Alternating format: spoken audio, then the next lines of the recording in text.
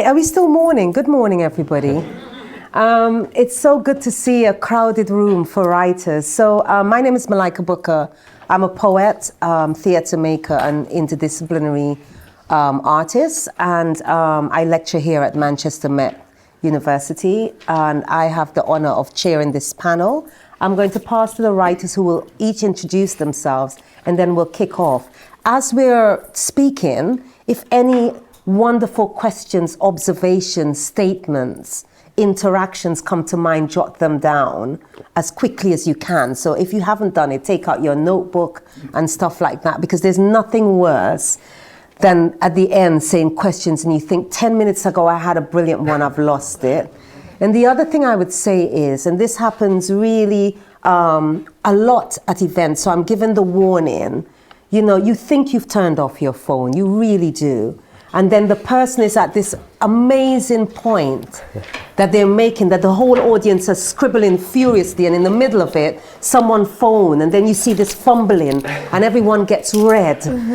So just warning you to please, please, please put your phone on silent, or turn it off, or please just check and make sure there's nothing worse than that hot heat rising feeling as you fumble while everyone pretends that you are invisible in the room. Okay, so good. And now I will hand over to my left for you to start. Hiya, I'm Richard Smyth. I'm a novelist, short story writer, non-fiction author, critic, general all-round jobbing hack. I've been a freelance writer since 2008, and I'm based in Bradford, and I've always lived and written in West Yorkshire. Hi everyone, my name's Kaya Buller. Thank you for having me. I am Manchester born and bred, proudly so. I'm a freelance writer, written for gal-dem, Time Out, Stylist, etc. But I am the founder and editor-in-chief of an online publication called Aurelia Magazine, which spotlights and uplifts the personal stories mainly and opinions of marginalised genders. And we also have a podcast, and we host events that sort of encourage people to tell their stories and really understand how they feel about things and be creative.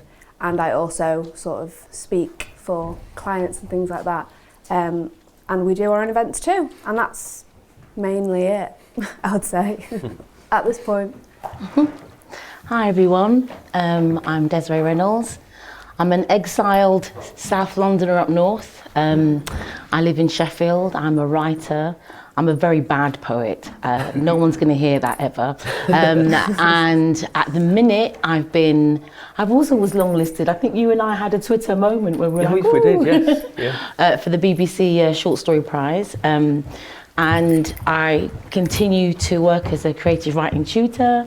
I've just finished a stint as writer-in-residence at the Sheffield Archive, which was amazing. And I also have kind of branched into curation. So I, off-the-shelf festivals, a literature festival in Sheffield, and I guest curate on that. Amazing. Thank you. So this is called Pathways for Writers.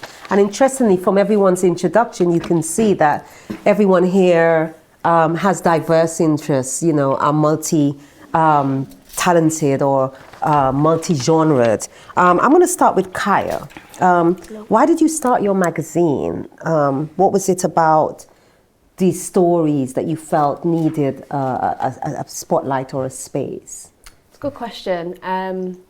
So I was at uni when I founded Aurelia. It was in 2018. That was quite a slow year for us because I was trying to do my degree. But I've always been a writer. I've always seen myself as that.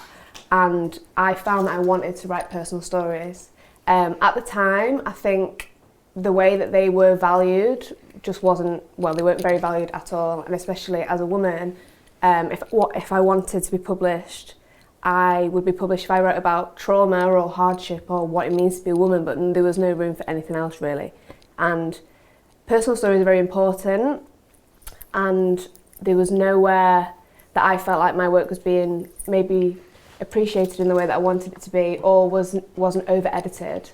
And I thought I could make a space that is warm, welcoming, patient, unjudgmental, and lets people write about whatever they want, whether that's identity-based things like race, class, gender, faith, or how amazing it feels to cook a delicious meal or connect with somebody, or how they feel about literature. And I think one of the kindest things we can do is listen to each other, especially in the media landscape, which still is very intent on driving people apart or getting you to click on an article through clickbait, only to realise that it's trying to teach you how to feel rather than let you sort of slowly digest something and really take it in and feel like you understand somebody else a little bit more.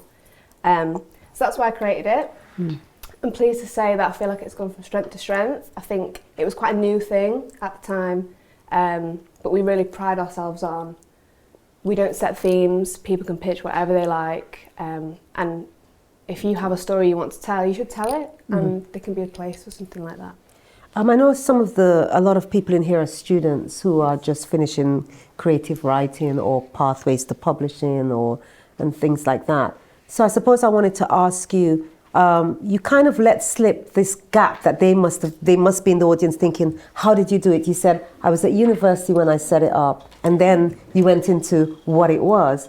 I wonder if you could tell them, a bit about moving from university and the pathway to kind of enabling that to become, an entity in the world. Yeah.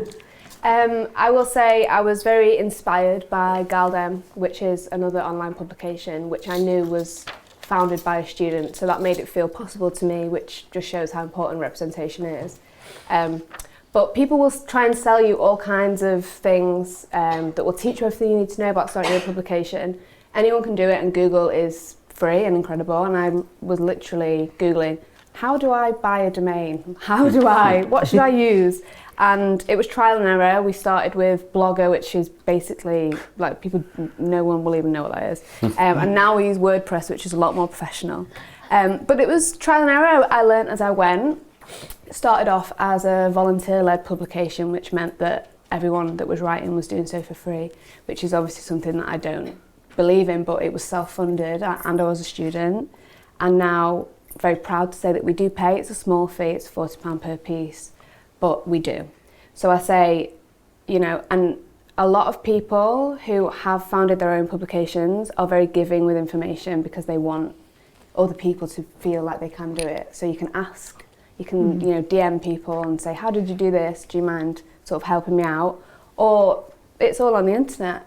I think you just need a clear idea of what it is you want to do and why you want to do it, and what sets you apart from other online publications. Or, if you're thinking of going into print, that is obviously a different thing entirely, but it is very possible. Just ask, keep asking questions, and don't be afraid to make a mistake, because you probably will, but that's okay. So what I'm hearing you saying is kind of inspiration, bravery, and research, and then being prepared to fail, but learn from those failures and move forward, and asking advice. Yeah. I think the worst thing somebody can do is not help you, but people generally will want to. I think as long as the identity of what you want to do is strong and clear, you won't fail, because there's a reason why you want to create it, and that makes it valid and important, and people will see that. And I suppose for writer, I tell the writers that I work with, I was going to say my writers, they're not my writers, they're just going through the university or working with me for a little bit, but I tell the writers, the desk space can be a laboratory space to fail. It's from the failures that we learn, so don't necessarily only think about the product. So I think it's being reaffirmed here. Richard, I'm going to move to you. How did you find the right publisher for your forthcoming novel, The Woodcock? And also, I suppose that's the question I have here, but I am kind of rebellious, and I want to know, what was the process of kind of sitting down and writing it, first of all? Yeah. Okay, well, it's actually forthcoming no longer. It was out in July, so it's called The Woodcock, available in all good bookshops. It's, it's actually I think probably the 8th novel I'd finished writing, and 6 of those are unpublished. So it's just always been what I do. It will always be what I do, published or not. So it takes about a year, 18 months for me to write something novel length. And yeah, so I've been doing that for a while. And it's just sitting down to write it. I mean, where the ideas come from is always a mystery to me. I will always look at my work, even within a few weeks of finishing it, and think, where on earth did this come from? Sometimes I'll remember a root idea or a single sort of seed that started it, but beyond that, where characters come from, where settings come from, is more often than not a mystery to me by the time I've finished writing. In terms more of the sort of discipline and craft of writing it, which I know is something that people often wonder about, because it's not the kind of bohemian romantic thing that writers are expected to talk about, but it's so important to what you do. Well, when I started freelancing, I lived by myself and I was single, and I had that sort of thing of writing at all hours or whenever the muse struck me. Now my wife has a proper job and I've got 2 kids, and that instills a sort of discipline, imposes a sort of order on your life. And now I write when I can. And creative writing in particular is very, very difficult to... The discipline can be hard because so often it doesn't pay, is the bottom line. And if you're someone like me who's a freelance, there's work that pays, and if you're setting time aside to write fiction, unless you're lucky and you've been given a large advance, which is a very, very rare thing these days, you could well be writing, if I was you're writing for nothing in terms of pay. And so that can be hard. I mean, I hesitate to use the word sacrifice when this is not the hardest line of work in the world. So sacrifice is perhaps a little strong, but you do have to commit quite, fiercely really to the task of writing the fiction. And in terms of getting published, I mean, this is about paths of northern writers. My path has just been a shambles. It's just been lurching from one piece of serendipity to the next. I mean, I'm still here, so I'm doing something right, but I've always just written the work, tried to send it out, tried to find agents, tried to find publishers. There's never been much order to it, but then there's never been much order to how the work has been produced. So I don't find it easy to write for markets, to write for schedules. And so when the work's done, the work's done, and then it's a matter of trying to find outlets. So the Woodcock is out with Fairlight, which is an indie press based in Oxford. And I just really got lucky in that they had normally they only, like most publishers of a certain size, they only accept submissions from agents. And I don't currently have one, haven't had one for a few years. But they had a submission period that was open to everyone, didn't need an agent, so I went for that. And then eventually they got back to me, and we took it from there. I was very lucky, they liked it, they wanted a few changes, which I'm always, I'm terrible at being edited, I'm afraid, so. But that is something you have to suck up when you're getting published. It's worth it in the end. And that was that. So it was, in some ways it was luck. In another way it was the result of a lot of work, a lot of years of submitting and years of writing. And things will come up that'll feel like chance, will feel like luck, but you've got to try and remember that they are the product of a lot of work, even if that work hasn't always felt directed, or particularly well ordered. Yeah, I like the way you say that, and it's very interesting thing for people to hear, that the idea of 8 novels, or is it 6, 7? I think I've written 8 and I've published 2. This is my the second. 8 novels and published 2, so they can get the idea of, I suppose this, if any students are in the room, this tells you what I say about the laboratory space, but also the fact that actually those, what you would consider failed novels, were actually your schooling or your development to enable you to kind of get at the one that, the 2 that you did. I'd also say, just quickly, that both of the ones I've had one published in 2014 with a very tiny, was a tiny press then, Dead Ink, it's now much bigger. But both of my novels were published very much out of chronological order with regards to when I wrote them. The first one came out, I think, 10, 12 years after I wrote it, and this one came out about 6 years after I wrote it, so there's novels in between, and you just never know, basically, what's going to happen. And the whole idea of you having... Some writers have one novel that they seem to carry around for years and years, trying to sell it, trying to perfect it. And you don't have to work like that. You can just chuck it aside for now and write another one. Yeah, and that's another one coming in. And I think you kind of underplay the hard work that you do, because I know I've got the novel in the drawer. And I've gone back to the poetry book. A poem a poem is different from holding that world in your head and being responsible for that world. So, you know, all kudos to you. So I'm hearing you say serendipity, hard work, perseverance. Absolute perseverance. And also absolutely.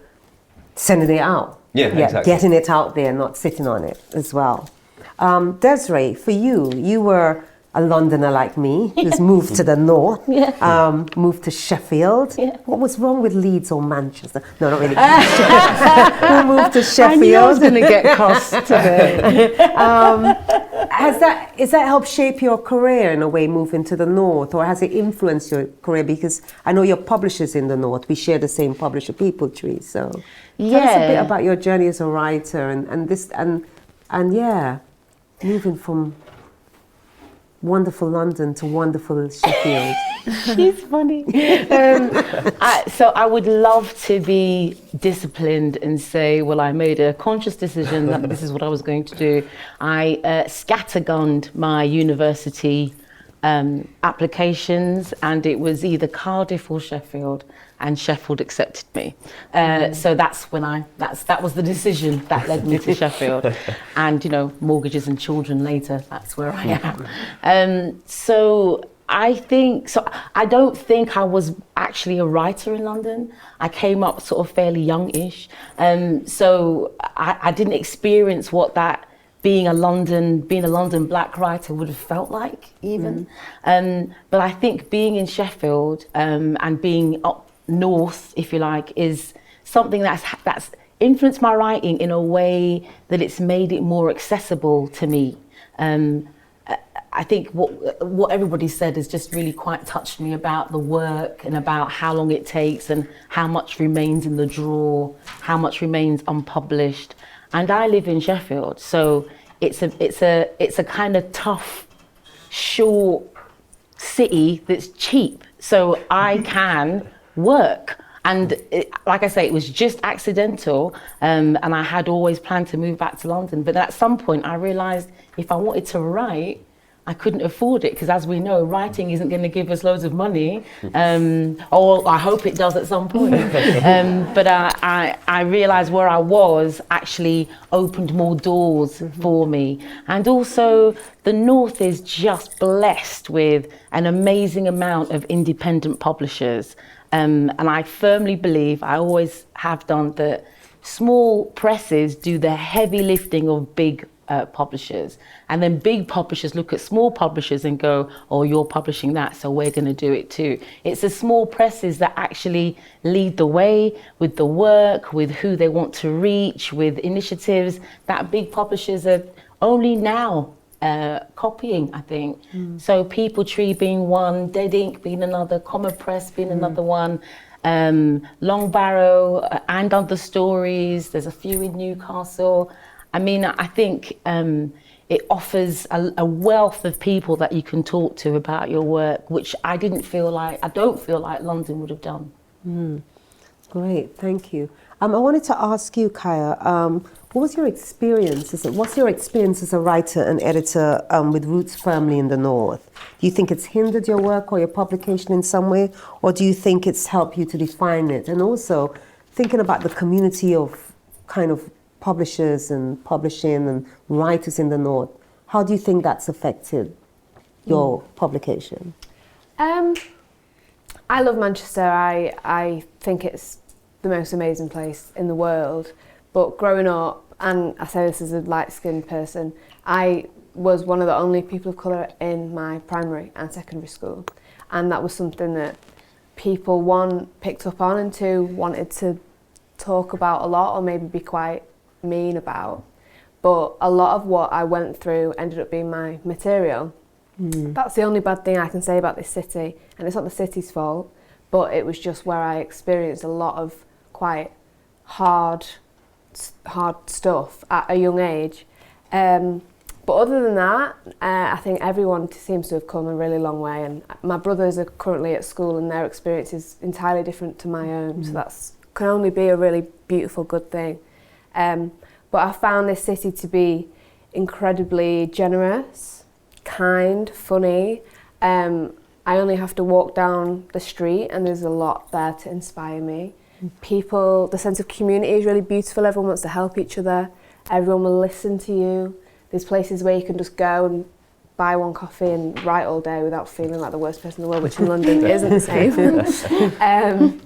And I think it's been great. I think the opportunities I've had here, maybe because it is smaller than London, I wouldn't have got elsewhere. It's quite easy, not easy, it's easier to sort of stand out for what you think that you're doing that's different to other people. And there's just always someone there on hand to help. So I think the writer that I am, and certainly the editor that I am, and the kind of stories that I'm drawn to, is because of where I'm from, and I wouldn't want to be from anywhere else. I felt like the Manchester people in here are clapping silently. I miss Manchester. But they're such a polite group, but they're inside, they're cheering right here now. Richard, how do you think living in Yorkshire shapes the writing that you produce? And how do you think it's affected your writing career? Has it or hasn't it? It's an interesting one because obviously, well, I'm from Wakefield in West Yorkshire, and I've always lived around Wakefield, Leeds, Bradford. Went to university in York, which was an exotic trip to North Yorkshire for me. So obviously Yorkshire has made me, you know, and I think that's half of what you are as a writer. That's the stuff that goes in, and so it's so important. The other end of it, the output end of my career, as in what I've produced and what I've published and how it gets published. I'm less sure about how Yorkshire has changed that, partly because of the way we all work now. It's not hard for me to get in touch with London-based publishers and London-based people and have networks down there. I mean, Leeds doesn't have Leeds was I'm in Bradford now, but Leeds has for a long time been my city, you know, in terms of where I do events and stuff. It doesn't have the literary community it deserves for such a huge city. It really punches below its weight, unfortunately, despite amazing work by some really good people. But it has been good to me in terms of the stuff I've done. But I think you find communities everywhere if you look for them. And for me, I mean, as I say, I have done some great work with great groups, but writing is ultimately about me. It's a work I do by myself. And as I say, I've published with southern publications, southern publishers as much as I have in the north. It's about roughly equal. I don't feel I'm just quite cautious of sort of othering the north, you know, as some sort of unique space. I mean, obviously we all live in unique spaces. We all build unique communities, but I think you can build those wherever you are. So the north made me a writer, for good or bad. But whether it made the writing is a slightly different thing, and I think it's important to, as Kaya says, there's some great publishers up here, and they're well worth looking into. But I would also say, don't think that if you're northern, you have to be northern. You have to live in the northern ghetto and write about coal miners. It's you know, you can be as well travelled as you like, and you can. I mean, in terms of your work. You can write as widely as you like, and you can look as widely as you like, and that's what I've done, I think. It's important to remember what made you and where you've come from, but also to remember that from there you can go wherever you like. Désirée, People Tree. You got your book deal with People Tree, that fantastic book. Can you tell us how you ended up with People Tree and what that experience is like being published by them? So People Tree had an initiative where they were looking to support, because it's like they're based in Leeds, and they're probably the biggest publisher of Black British and Caribbean fiction. Black British and Caribbean literature in the world. In the world, I think. Yeah. So they started an initiative to look at local writers. So obviously I'm just in Sheffield. Leeds is 20 minutes down the road. And I saw this call out and then applied and then got it, much to my surprise. Is that the Inspired Writers? Yeah. It's still going? Yeah. So, I think in these initiatives that happen sometimes you look at them and you think, should I, shouldn't, maybe not. But I encourage you to go for it. And so what happens with that is that you don't necessarily, I mean, I knew People Tree before Inscribe actually, and they recommended that I do it because I'd already sent a rec of a novel to them, and they were like, well, maybe do this instead, which then gave me the tools and the craft in which to keep going. But it was kind of just accidental again.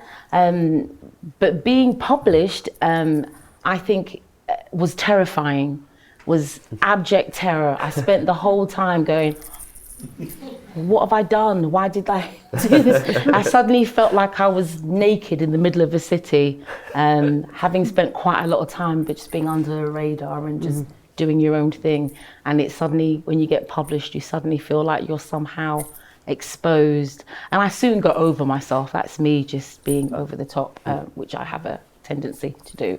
And a good friend of mine who is Paulette said, nobody cares about how you feel, you know. I think Malika knows Paulette. No, she's a straight talking woman. She said to me, you know, whilst I was shivering and crying in her kitchen, you know, when you press send, the book is gone. You can't do anything about it now. And I was like, okay. And she made me feel like, you know, this is not about you. Once it's gone, it's not about you. And I think that's probably one of the best bits of advice I've ever had, because I'm a horrendous fiddler of things. Editors are going, come, give it to me now. I'm still going, no, wait. So there's a point where, like you guys sending stuff out, you have to let it go and let it have its own legs. So by the time you let it go and you've moved on to your next one, it's on its own journey. And there's nothing you can do about that. And I have moments of writing where I'm like, did I just write that? I'm excellent. And then within seconds, why did I write that? That's awful. And I think that's just about your relationship with yourself, I guess, and how you feel about it, echoing what you've both said, really. And that the whole journey of publishing is a miracle, is amazing, is terrifying, and it's all of those things. I don't think anything changes that. You just have to go through it, right? And Kaya, what do you look for as an editor? What do you look for? What do you call for people to send to you? What kind of pitch? What turns you? And also, what turns you off in a pitch? What kind of makes you go, God, no? Well, because I started as a writer before I was an editor. I mean, I'm only an editor because I made myself one, and I think I'm quite good at it now, which is lucky. But I started as a freelance writer, so I know how cold it can be and how many times you just won't get a response. So I knew I wanted to start with at least being the kind of editor who can respond and sort of give feedback. So I don't necessarily think there's anything that turns me off a pitch, because I understand that everyone is sort of at a different level with it, and maybe they don't really know how to properly formulate one.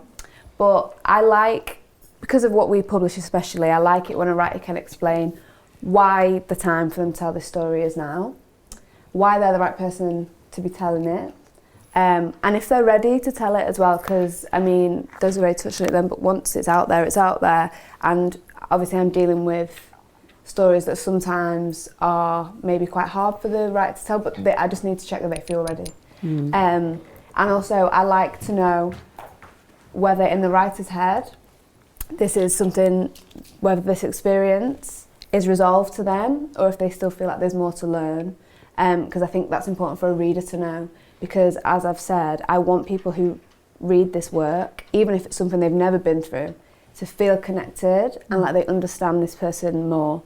So I think we published a piece about a woman's relationship with alcohol, and she was very honest towards the end about the fact that this is still an ongoing thing, and she doesn't, there's still a journey that she needs to undertake, but she's doing the work. And I think that was really important for her to know, because if other people feel like they're struggling with alcohol consumption, they might read that and think, oh, it ends and, this is how it ends. But I think as long as a pitch is sort of honest and detailed, and explains why you're ready to tell it and why you want to tell it, then I'm into that. Like I say, we don't set themes, So we accept stories about all manners of things. I think it just depends whether they it's kind of a impossible thing, freelancing, isn't it? Especially pitching. It's just, it's case by case. And I always say, you know, this is a great idea, because usually they really are, but it's not one for me right now, but it could be in the future, and please do pitch it elsewhere, you know. It's important to understand that editors are all different, and somebody will really love your story.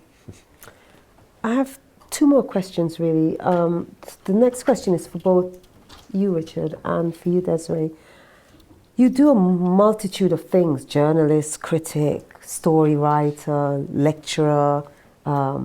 How do you manage that as a, because I know we're talking about pathways for writers, but sometimes writers are juggling different things, and sometimes when we're on courses, there's not an understanding of that. We're thinking about the book or the poetry. So how do you juggle that, and how does that manifest in your life? Is it that you accidentally one day someone says, "Oh, you write, do this," or "You write, oh, teach"?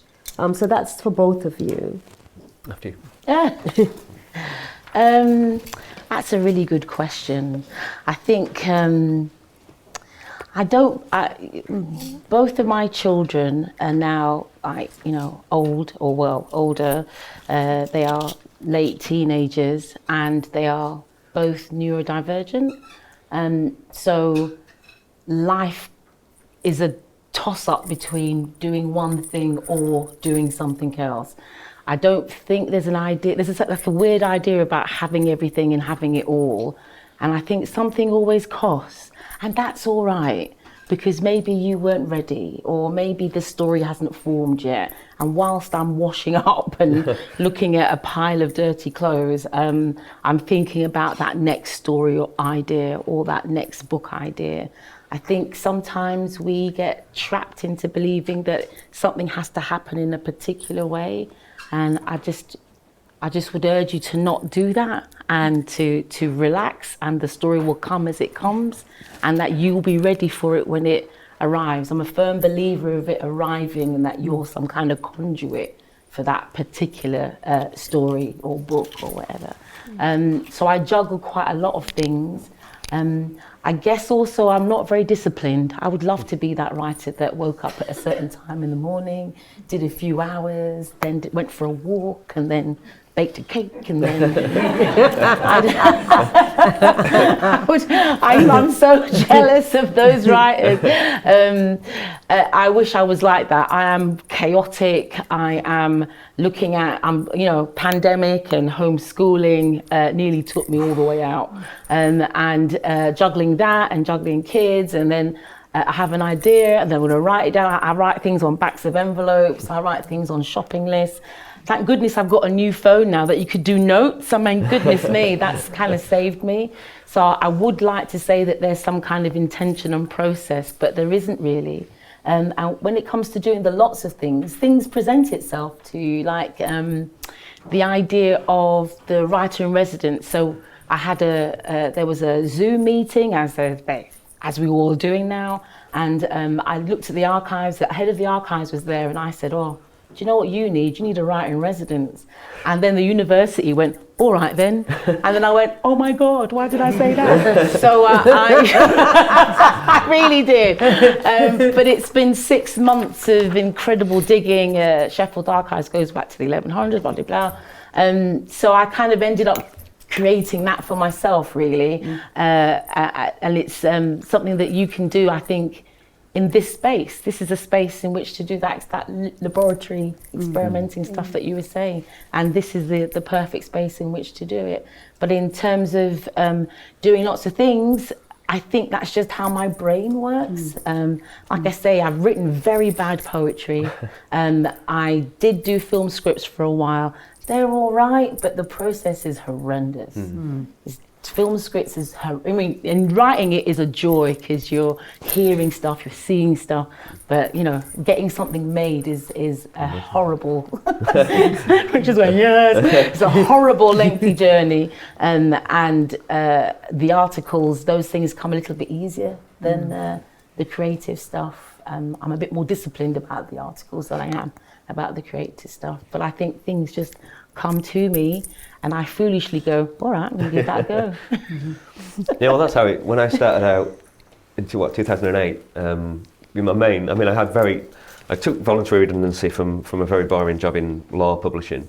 And I had a couple of things that carried over from that, but very little to pay the rent, really. And so for the first quite a lot of years, my main motto was never turn down work. So anything that comes along, you follow up every lead, you follow up everything that follows from every lead. So I was the in-house cartoonist for Insurance Claims Management Magazine. I was set quiz questions for Mastermind. I still set a lot of crosswords, which I will always do, I think. But so as a freelancer, you're just taking in all this stuff and a lot of much more boring stuff than that as well. And so, you know, my career was in a dozen different directions, and that's to some extent will always be the freelance life. After a long slog, I'm at a position where I can choose a bit more, which is really nice. I mean, that's, as far as I'm concerned, that's what you're aiming for as a freelancer. Yeah. Get to choose your work, write what you want to write about. There's a lot of freelancers, and there's nothing absolutely wrong with this, but a lot of it looks like such hard work for people who just hammer the freelance websites and, you know, pitch and pitch and pitch, and that's the career. And they earn a lot more money than I do. And you know, that's obviously a perfectly good way of doing it too. But for me, writing what I want is an absolute joy. It helps a bit like you, Désirée, I think. My brain, it suits me. I'm whatever the opposite of an obsessive is. My brain will jump around naturally anyway, so it suits me to work on a dozen things at once. I have to go, but the last question that I would most probably ask before I turn over to you is, what advice would you give to writers, and that's to all of you in here, while I bid adieu. Bye, everyone. Thank you.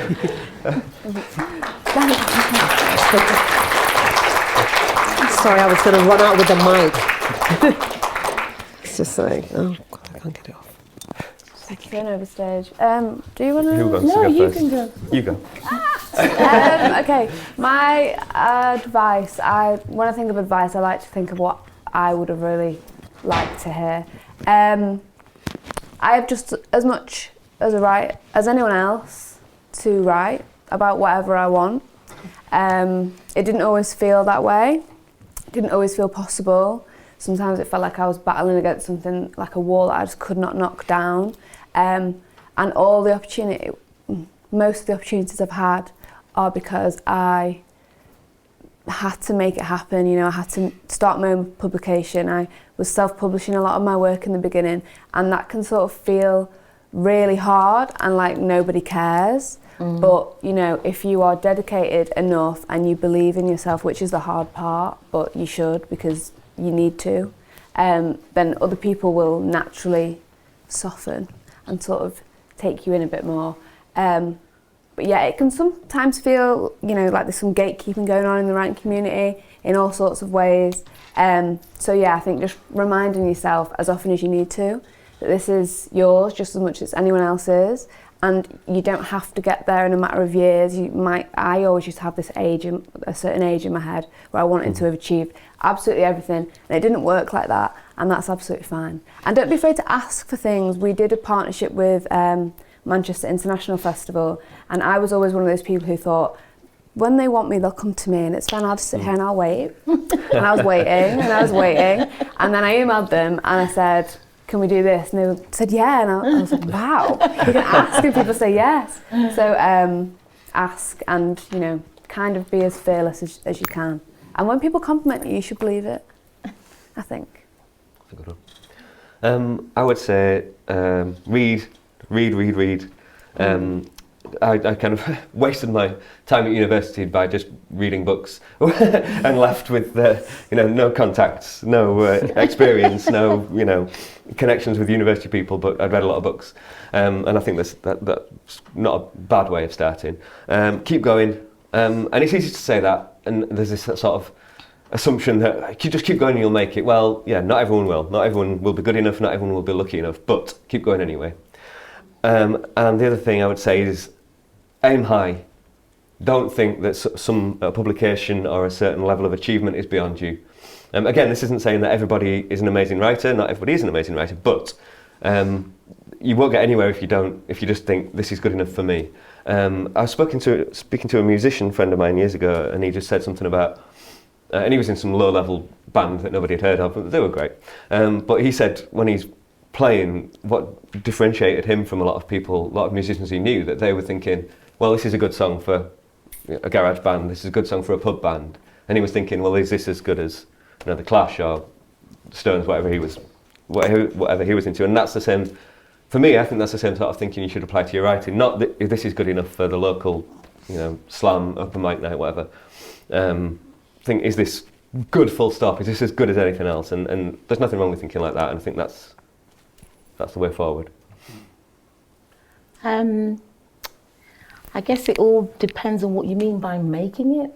How do we define making it? What does that mean? And is there ever a making it? Yeah, that's true. Or is there here and I'm done, here and I'm done? I don't know whether that's ever possible. I'd say to be kind to yourselves. I was horrendously harsh on myself, and I think it's worth taking note of your lives and the things that you have, the parents, the parents that you might be looking after, the children that you might be looking after. I think to just take a note of where you're at. I just spent quite a long time being horrible to myself about it, and it didn't help the writing in the end. It actually made everything worse. And that you have a think about desire. I think the intent is, and the desire to want to do it, which is why I was connecting with what you were saying about writing anything and being valued and your voice being important, and thinking about yourselves as not just for now and this will just do. So yeah, I think my advice would be to always just treat yourself nicely. It's okay to take a long time, and to make sure that you look about who's around you. There's more help than you think. Thank you. I'm Ra, by the way. I'm the understudy for today. We've got plenty of time for questions. I mean, I can keep asking questions myself, but are there any questions from the floor at this stage? Yep. Richard, you were saying that there are 8 novels that you've written and 2 have been published. Can you differentiate yourself between why those 2 were successful? No. To some extent. I mean, this last one, yeah, possibly. I notice it much more in my short fiction, that there are certainly styles of sorts of things that win prizes, put it that way, and the sorts of things that get published by certain publishers, and I'm not very good at necessarily producing those to order, sadly. Once or twice I have written something that I thought, I'm going to adopt the prize voice, the prize-winning voice for this one, and it actually worked. So sometimes not. There's so much variation, there's so much diversity in what publishers and agents as well are looking for.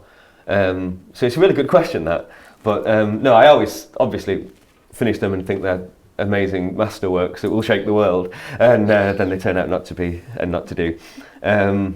So yeah, the answer is no. But I'm probably a poor writer of my own work, and that is something that can be really hard to come to terms with as a writer, that you're not always the best person to judge your work. I still fight that battle to try and convince myself of that. Sometimes you're just in the lap of the gods. You've got to, yeah. Thank you though. Good question. Could you share with us how you have found your agents? I see them too, just looking at me. I saw the heads go like that. Well, this is kind of like the $1 million question, and I am sitting with an agent at the moment. We're just in negotiations. Is it a good thing? Is it a bad thing? Don't know. And agents a little bit like a relationship, isn't it? You have to know if do you like them? Do they like you? Do they understand what you want to do? Do you agree with their ethos? It's quite a tricky relationship to negotiate, and I'm in the process of negotiating that right now. But I think I would love for it to be like this is what you do. But it's not that. It's like sending your stuff out to loads and loads and loads of agents. And again, it goes back to intention and whether you want to deal with small presses tend to not deal with agents so much, I'm presuming, Ra? Can't afford them. Can't afford them. Exactly. We do a little bit, but really not usually. No, and I think that's about what you decide where you want your career to go and how you want it to be. And whilst I'm thinking about this agent, I will still always end up with a small publisher, I think, because they give you a bit more freedom and there's more time.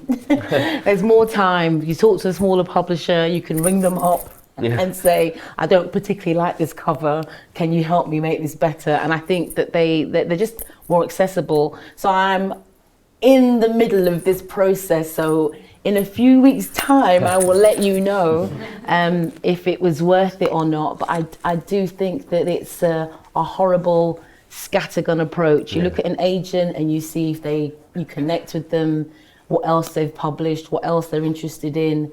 I know, and I think you already know this but it is just a kind of a trial and error. I would say it's much, because I'm in a similar situation now. I'm working with an editor who's quite keen for me to grow up and work like a professional instead of having this all over the place career. And she's trying to line me up with a few agents, which is a funny way around for it to work. But I'm just very conscious that because of my work, I write a lot of non-fiction books, I write fiction, I write short fiction. I want to work with indie presses, I want to work with big presses, and it's quite difficult to find someone who either will do all that or will work with other people who will do that or will let you do that. So if you're just a straight down the line trying to write novels, then it's a little bit more straightforward. I would also say, when I had an agent, me and my agent recently separated on mutual creative grounds. But when I did get with him years and years ago now, it was again one of those small pieces of serendipity in that I emailed him and I'd published nothing at the time, except I'd had a cartoon in Private Eye magazine when I was 18, and I said in my email something like, I haven't published anything yet, but I'm a Private Eye published cartoon. And he just said something like, I was going to say no because we're not taking on new writers, but go on then, seeing as you've done that, I'll have a look. Which, is just an example of using what you've got, basically. And you never know what might catch people's eye or take people's interest. And that was productive for a while. So, it's difficult though. It's just, and it's so dispiriting because it's not, getting an agent is, what is it? It's nothing, you can't really celebrate getting an agent. You can, but it's, it's not what you're working towards. So it's, you're working, slogging so hard to get to what is basically a way station. And it can be demoralising, but you just stick with it if you think it's what you need. Just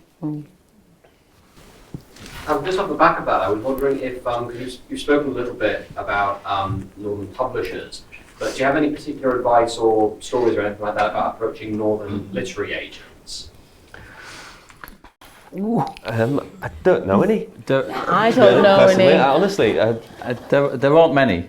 There's probably less than a handful. There is the Northern Agency. The Northlit Agency. And there's a couple of agents that are personally based in like Cheshire and the North. But all of the big ones really, they're the exceptions. All of the big ones, the major ones are in London, as I understand it. Yeah. But then that's partly why, as a northern writer, that can be helpful because they can, with the bridge. Exactly. Although, as we've been saying, there is good publishing up here. There's also obviously a lot in London, and they can be the connection that you need for the places that aren't near when you can't go to meetings and you can't network and stuff. So. Sorry about that. Yep. So I'm Indian, and I would be considered a person of color, especially internationally. Yeah. And I have struggled to find Indian writers represented, again, specifically internationally. Maybe in the Indian market, you'd find a lot of them, they would be popular, but you wouldn't find them as much outside. So as women of color, do you think there was a difference in finding representation? And did you struggle to get your voice to stand out based on that factor? That's a great question. That is a very, very good question. I write a lot about being a person of colour, and I write a lot about my identity in general, which has sort of become, by accident, a kind of niche.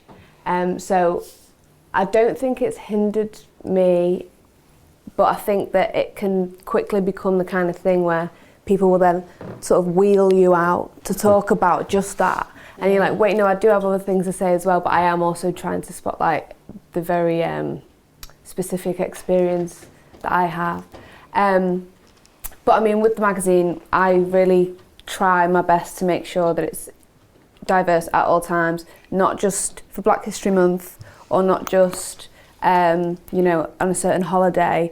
I want everyone to sort of, especially marginalised people, to sort of feel seen and represented at all times. So I think it is changing, and there are places that will value your voice and want to sort of put you on a pedestal, but you just have to do a bit of searching and decide whether or not that's something that you actually want to talk about and write about, or if it's completely separate to what it is you're trying to achieve, I think. But I mean, that's a great question. I'd say the same thing, but I would also, well, I'm kind of old and jaded, really. So I would say it does make a difference. I cannot see how it doesn't. And you can be wheeled out for that representation. This is our Black person. This is our person of colour talking about. But I think it's definitely, it can pigeonhole how people see you, not that you do that to yourself. And I think that's the important difference. So how other writers might see you, how publishers might see you, how conferences might see you, I think that definitely has your ethnicity, your culture, your class. I think there's not enough working class writers either. That does have an effect. And I think also what we don't talk about in literature, if we don't talk about it as an industry, it's a mostly capitalistic industry that's based on making money. Obviously not wrong. Look at me.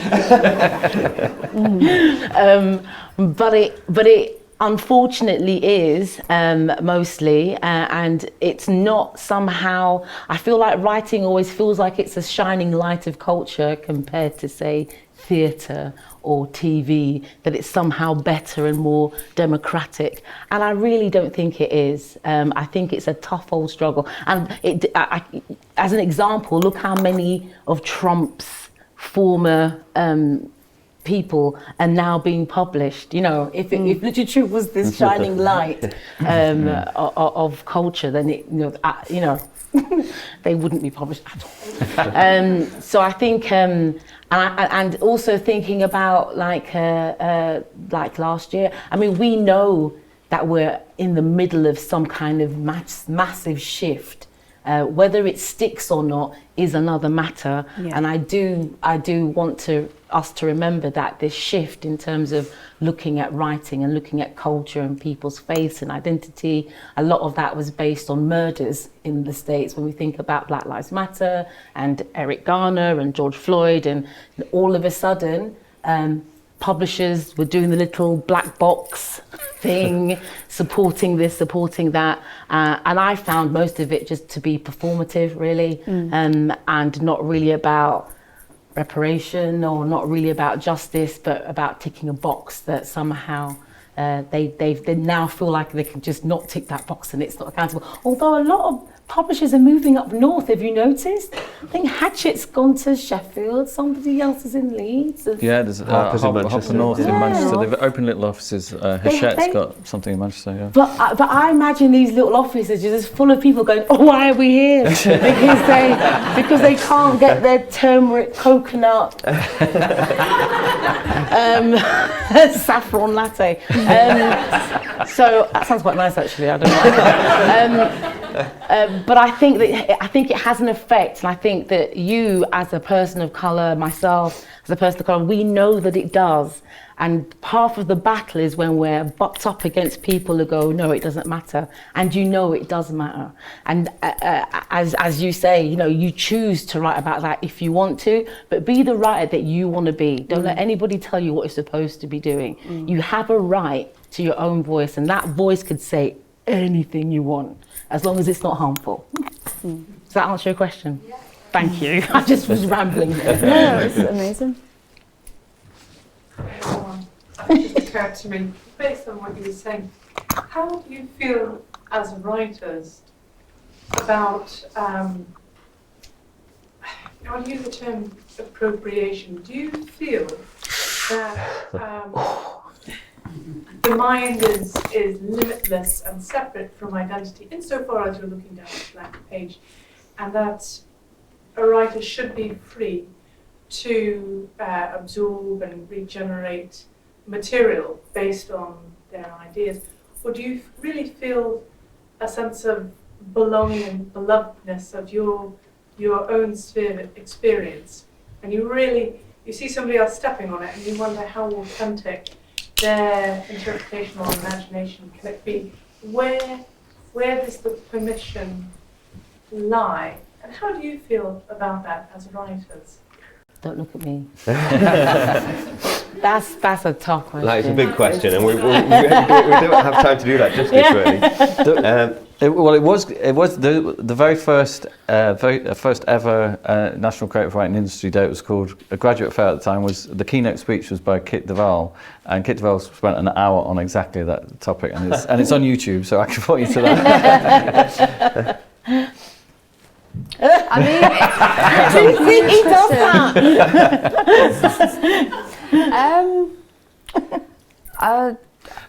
Yeah. Just to sort of really summarise what Kit Duvall was saying was that there's an enormous question about asking permission. So there was a big fight between her and Lionel Shriver about this issue, and Shriver was very kind of dismissive and made some silly comments about, you know, at one point she wore a sombrero to kind of annoy people and to trigger people. But Kit's point was very, very simple. It was do the research, and this comes back to a lot of what you talk about, because a lot of your work is based on non-fiction, is based on real life and research. Do the research and ask permission was her argument, was her point. But yeah, it's a huge kettle of fish on. I'm not a fan of it, and I will say that. I think it can often feel like a caricature, and that helps absolutely nobody. And maybe that's because I write from experience. I wouldn't want anyone else to tell my story for me. And also, especially when there's so many people who, you know, identify with whatever group it may be, who really want to write and want to tell their own stories, I'm not sure it is very beneficial for other people to take that role. I think it's if we're talking about fiction, or whether we're talking about autofiction, personal stories, that's where it gets a bit more confused, I think. I mean, caricatures in fiction are just bad. I mean, that's bad fiction. I think whatever kind of person you're portraying, if you're doing a caricature, if you're creating a false picture, that's bad work, and no one should be doing that anyway. And it certainly is the case when, as you say, if something is more personal and more, if you're trampling over someone else's story, well, that's a different thing. But yeah, it's a very, very complicated question. It is complicated for sure, yeah. I don't feel like it's that complicated. I'm with Kit on this one. I think it's about power. I think if we just squirrel away the creativity of it all and just get down to the actual nub of it, I think it's really about power and who has the power to tell someone else's story. Yeah. I think that's what that's about. And that the idea that so Lionel, who's awful, who will then write something about somebody that's far away from her experience and is more likely to get published than the person writing from their own experience. So that's what I think that's really about. Yeah. And somebody kind of trampling on other people's experiences and saying, I can write what I want. I try and hold to the idea that we don't write anything harmful. We do not create any more harm.